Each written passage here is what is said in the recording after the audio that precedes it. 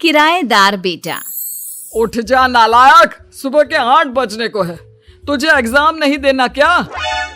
थोड़ी देर और सोने दीजिए ना पापा। तू उठता या फिर मैं तेरे ऊपर पानी फेंकूं? रोज गधों की तरह सोता रहता है, पेपर की कोई टेंशन ही नहीं है। और एक हमारा समय था जब हम पेपर में फेल होने के डर से रात भर पढ़ा करते थे, सो ही नहीं पाते थे। तो क्या आप उसका बदला मुझसे लेंगे? मैं 15 मिनट बाद उठ जाऊंगा, आप प्लीज जाइए, मुझे डिस्टर्ब मत कीजिए। इतना कहकर रौनक रजाई ढककर फिर से सो जाता है। तू ऐसा नहीं मानेगा, रुक मैं अभी पानी लेकर आता हूं। बस फिर क्या था, इतना कहकर वो भागते हुए बाथरूम में जाते हैं और पानी की एक बड़ी सी बाल्टी लाकर रौनक के ऊपर फेंक देते हैं। पानी पड़ते ही रौनक झट से उठ जाता है। ये आपने क्या किया पापा? अब तो उठेगा नहीं तो यही करना पड़ेगा ना।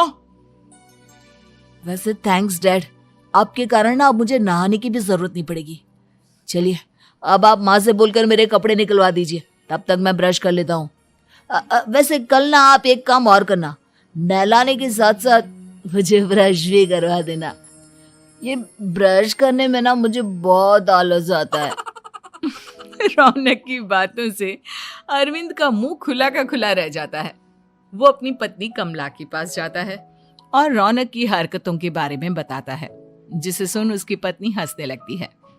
तुम अपने बेटे को समझाने के बजाय हंस रही हो। रौनक बच्चा है, धीरे धीरे सुधर जाएगा, आप क्यों उसके पीछे पड़े रहते हो? अभी नहीं सुधरेगा तो कब सुधरेगा? 10वीं क्लास में है रौनक, वो अब कोई बच्चा नहीं रहा। अरविंद की इतना बोलते ही वहां रौनक भी आ जाता है। क्या डैड, मैंने आपको एक काम दिया था, वो भी नहीं हुआ आपसे। अरे क्या हुआ बेटा? माँ, मैंने डैड से बोला था कि वो आपको बोलकर मेरे स्कूल की यूनिफॉर्म निकाल दे, लेकिन मेरे पीछे पड़ने के अलावा इनसे एक काम ढंग से नहीं होता। देख रही हो कमला, देख रही हो अपने लाडले को? अरे आप चुप रहिए जी। चलो बेटा, मैं तुम्हें कपड़े निकाल कर दे देती हूँ। बस ऐसे ही साल पर साल बीतते जाते हैं, लेकिन रौनक के रवैये में कोई बदलाव नहीं आता। वो पहले से भी ज्यादा आलसी और पूरी तरह अपने माता पिता पर निर्भर हो जाता है।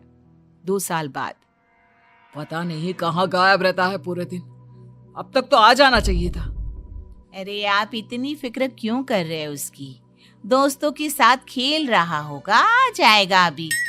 ये कोई टाइम है खेलने का? 10 बजने वाले हैं, इतनी रात में कौन खेलता है? कमला कुछ कहती उससे पहले ही रौनक वहां आ जाता है। मम्मी जल्दी से खाना लगा दो, बहुत भूख लग रही है। तुम्हें तब तक खाना नहीं मिलेगा जब तक तुम बता नहीं देते कि इतनी रात गए कहां से आ रहे हो। ओ प्लीज डैड, अब आप एसी पे प्रद्युमन बनकर मेरे सर पर बंदूक लेकर मत बैठ जाना। अपनी फालतू की बकवास बंद कर और बता कहां से आ रहा है। माँ अब समझाइए ना डैड को। बता देना बेटा, इनको भी तसल्ली हो जाएगी। आप बोल रही हैं तो बता देता हूँ, मैं दोस्तों के साथ मूवी देखने गया था, इसलिए देर हो गई। तो इन सब चीजों में मेरे पैसे उड़ाता है? कभी 1 रुपया कमाने के बारे में सोचा है तूने? जब देखो हवा की तरह पैसे उड़ाता रहता है। माँ अब आप इन्हें चुप करा दीजिए, वरना ना मुझे गुस्सा आ जाएगा। अच्छा क्या कर लेगा? बता ना, क्या कर लेगा तू? वैसे बात तो ठीक ही है, मैं कर ही क्या सकता हूँ। पैसे तो फिर भी मैं आपसे ही मांगूंगा ना। चलिए अब ये सब बात छोड़िए और मम्मी मेरे लिए खाना लगा दीजिए।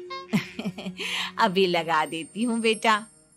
मैं बता रहा हूँ कमला, एक दिन ये ऐसे ही बिगड़ जाएगा। ओफो, आप क्यों इतना पीछे पड़े रहते हो मेरे बच्चे के? बात की बाद में देखेंगे, अभी आप शांति से उसे खाना खाने देंगे। अगले दिन, डैडी मुझे 10,000 रुपए चाहिए। हाँ? अब इतने पैसे क्यों चाहिए तुझे?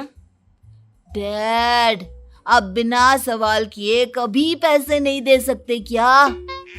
जब तक तू बताएगा नहीं तुझे पैसे भी नहीं मिलेंगे। अरे अब आप अपने बेटे को पैसे भी नहीं दे सकते? नालायक, तेरी उम्र के लोग नौकरी करते हैं और एक तू है जो नौकरी करने का नाम ही नहीं लेता कभी। आप लोगों के होते हुए भला मैं नौकरी क्यों करूं? अरे हम कब तक पैसे देंगे तुझे? तुझे भी तो अपने पैरों पर खड़ा होना होगा ना। कौन सा उधार के पैरों पर खड़ा हूं? अपने ही तो पैरों पर खड़ा हूं मैं। इसी तरह रौनक दिन प्रतिदिन लापरवाह होता जाता है। उसकी लापरवाही को देखते हुए अरविंद और कमला अपने बेटे की शादी कराने का फैसला लेते हैं और 1 महीने के अंदर अंदर ही रौनक की शादी मेघा नाम की लड़की से करा देते हैं। शादी के कुछ दिन बाद, रौनक, मुझे एक अच्छी सी साड़ी चाहिए, आप ला दोगे ना? हाँ, क्यों नहीं। कितने तक की आती है साड़ी? यही करीब 5,000 तक की। तुम चिंता मत करो, मैं आज ही डैडी से पैसे मांगकर तुम्हारे लिए साड़ी ले आऊंगा। आप कब तक ऐसे ही अपने पापा से पैसे मांगते रहेंगे? कोई अच्छी सी नौकरी क्यों नहीं कर लेते आप? अरे डैड के होते हुए मुझे नौकरी करने की जरूरत ही क्या है? पर आप ऐसे कब तक उनसे पैसे मांगते रहेंगे? कुछ आपको अपने दम पर भी तो करना होगा ना। अब तुम भी बाकी लोगों की तरह मुझे ज्ञान देना शुरू मत कर देना। साड़ी चाहिए ना तुम्हें, मिल जाएगी बस। इतना कहकर रौनक अपने पिता से पैसे मांगने चला जाता है। डैडी, मुझे 5,000 रुपया चाहिए। अब 5,000 क्यों चाहिए तुझे? वो मेघा को साड़ी चाहिए थी। अरविंद आगे बिना कुछ कहे चुपचाप उसे पैसे निकाल कर दे देता है। कुछ दिन बाद, तुम्हें नहीं लगता कमला, रौनक हम पर पहले से भी ज्यादा डिपेंड हो गया है? मुझे तो अब उसके भविष्य की चिंता होने लगी है। कल को हमें कुछ हो गया तो वो क्या करेगा? काश तुमने पहले ये सोच लिया होता तो आज हमारा बेटा इतना लापरवाह नहीं होता। तब मुझे कहाँ पता था कि मेरा लाड़ प्यार उसे इतना बिगाड़ देगा कि वो इस हद तक लापरवाह बन जाएगा। कोई बात नहीं, अभी भी देर नहीं हुई। मुझे पता है उसे कैसे सुधारा जा सकता है। कैसे? अरविंद कुछ कहता उससे पहले रौनक वहां आ जाता है और पैसों के लिए हाथ फैलाने लगता है। डैड, मैं और मेघा बाहर घूमने जाना चाहते हैं। अरे वाह, ये आज सूरज कहाँ से निकला है? Dad please. अच्छा चलो अब मुद्दे की बात करो।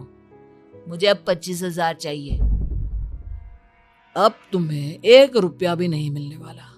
अगर तुम्हें पैसों की इतनी ही जरूरत है तो कोई ढंग की नौकरी कर लो। मम्मी, आप कुछ कहिए ना डैड को। बेटा, वो गलत क्या बोल रहे हैं? ये सब हम तेरे भले के लिए ही तो कर रहे हैं। मम्मा, मैंने बताया ना आपको, मुझे नहीं करनी कोई जॉब वॉब। तो ठीक है, निकल जाओ हमारे घर से।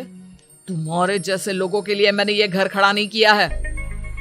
जितना ये घर आपका है ना, उतना ही मेरा भी है। मैं कहीं नहीं जाने वाला। जाना तो पड़ेगा ही तुझे, क्योंकि अब मैं तेरा कोई भी खर्चा नहीं उठाने वाला। ठीक है, मत उठाइए मेरा खर्चा, मैं अपने दम पर भी जी सकता हूँ। तो बेशर्मों की तरह अब तक यहाँ क्यों खड़ा है? अपना सामान ले और निकल जाए यहाँ से। रौनक पैर पटकते हुए वहां से चला जाता है। घर से निकालना जरूरी है क्या उसे? बिना पैसों के कौन रखेगा उसे किराए पर? अगर उसका भविष्य सुधारना है तो हमें अपने दिल पर पत्थर रखकर ये कदम उठाना ही होगा। दोनों बात कर रहे होते हैं कि रौनक अपनी पत्नी के साथ एक बड़ा सा बैग लेकर घर से निकल जाता है, लेकिन घर से बाहर उसे कोई भी मुफ्त में अपने घर किराए पर नहीं रखता। अंत में थक हार कर वो फिर से अपने घर चला जाता है। क्या हुआ? थोड़ी देर पहले तो दहाड़ते हुए घर से निकला था, अब क्या हुआ? नहीं रखा ना किसी ने तुझे किराए पर? डैड प्लीज, मैं कुछ दिनों में कोई अच्छी सी नौकरी शुरू कर दूंगा। आप तब तक तो हमें रख लीजिए प्लीज। सुबह से रात हो चुकी है लेकिन कोई हमें रखने को राजी नहीं है। अब आप ही बताइए, इतनी रात को मैं मेघा को लेकर कहाँ जाऊंगा? ठीक है ठीक है, बहू की वजह से मैं तुझे घर पर रख रहा हूँ, लेकिन तू इस घर में एक बेटे की नहीं बल्कि एक किराएदार की हैसियत से रहेगा। 3 महीने है तेरे पास। इन 3 महीनों के अंदर अंदर मुझे तेरी पहली तनख्वाह हाथ में चाहिए, समझ गया? पक्का डैड, इन 3 महीनों के अंदर अंदर तो कोई बढ़िया सी नौकरी ढूंढ ही लूंगा मैं। ऐसे ही धीरे धीरे समय बीतने लगता है और अरविंद के दिए 3 महीनों में से 2 महीने बीत चुके होते हैं। पापा जी ने हमें 3 महीने दिए थे, जिसमें से 2 महीने तो बीत चुके हैं। अब ये आखिरी महीना बचा है। अरे तुम चिंता मत करो, आज मेरा ना 2 जगह इंटरव्यू है, दोनों में से कहीं ना कहीं तो जॉब लग ही जाएगी। अच्छा, all the best. Raunak interview के लिए निकल जाता है, जिसके बाद शाम में रौनक घर आता है। कैसा गया इंटरव्यू? आपकी नौकरी लगी या नहीं? अरे पहले सांस तो ले लेने दो अच्छे से। बताइए ना, मुझसे तो जरा भी इंतजार नहीं हो रहा है। वो दरअसल बात यह है कि मेरी नौकरी तो लग चुकी है, लेकिन पैसे बहुत कम है। कितने पैसे हैं? 15,000। इतने में अरविंद और कमला मिठाई का डिब्बा लेकर आ जाते हैं। बधाई हो बेटा। हम जानते थे तेरी जॉब जरूर लगेगी। लेकिन मेरी सैलरी बहुत कम है मम्मा। कम है तो क्या हुआ, धीरे धीरे बढ़ जाएगी। हाँ बेटा, हम तो बस चाहते थे कि तू अपने पैरों पर खड़ा हो जाए। मतलब अब आप मुझे घर से नहीं निकालेंगे? नहीं, ये सब हमने तुझे जिम्मेदार इंसान बनाने के लिए किया था। Thank you mummy papa. अगर आप दोनों ऐसा नहीं करते तो मुझे कभी अपनी जिम्मेदारियों का एहसास तक नहीं होता। आज आपने मुझे सिखा दिया कि इंसान का अपने पैरों पर खड़ा होना भी जरूरी होता है। इतना कहकर रौनक झट से अपने माता पिता के गले लग जाता है और अपनी कमाई की पहली तनख्वाह वो अपने माता पिता के हाथ में सौंपता है। इस तरह रौनक एक गैर जिम्मेदार व्यक्ति से एक जिम्मेदार व्यक्ति बन जाता है।